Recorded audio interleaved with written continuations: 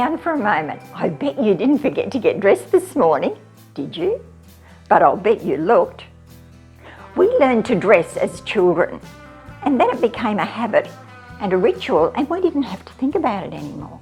You might even be doing rituals right now. You might be doing things like journaling, working with crystals, meditating or praying, and if you are, stop and acknowledge yourself for amazing, wonderful self-care. It's called self-love. Now I'm just checking in. Has your relationship just ended and you're living in chaos and confusion?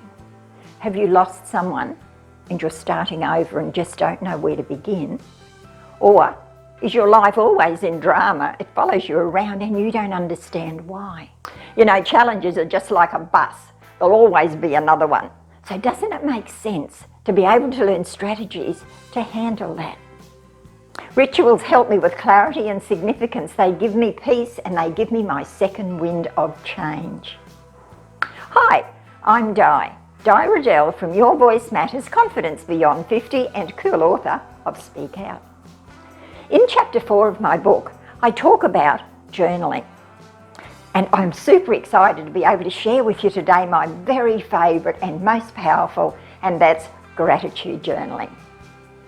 Because it made such an amazing difference in my life, and it can make an amazing difference in yours. I know if your life's filled with drama right now, the last thing that you need to hear from me is that you need to do something else. Trust me and believe me. If you start and continue with gratitude journaling, it's the most wonderful stepping stone to a new and enlightened life. You know, when you're in chaos, you're most likely looking at life through a little 3-inch screen. You're constricted, you can't see beyond the issue and stuff that's going on. And yet when you break free of that, there's a whole wide world out there waiting to embrace you. And if I just share a little story, I was having a hard time at one stage and I was starting on this gratitude stuff. And I had this little exercise and it said, go out into nature and pick a flower. And in my grumpiest, I went, I'll show them. And I stomped downstairs, snapped a couple of flowers out of the garden, walked around, picked up a pretty stone, and I realised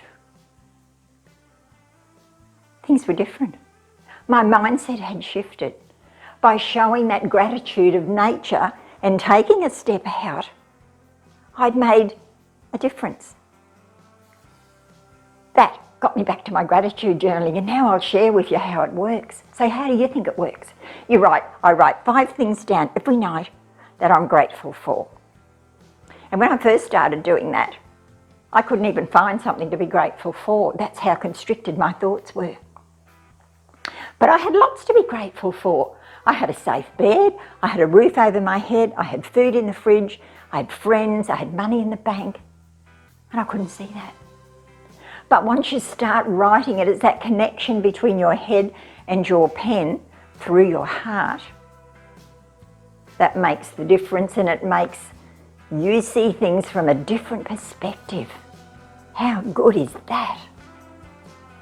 Because, you know, I find that journaling, it takes that chaos out of your head down onto paper, and when you do that, you can make an informed decision about whatever it is that you're doing.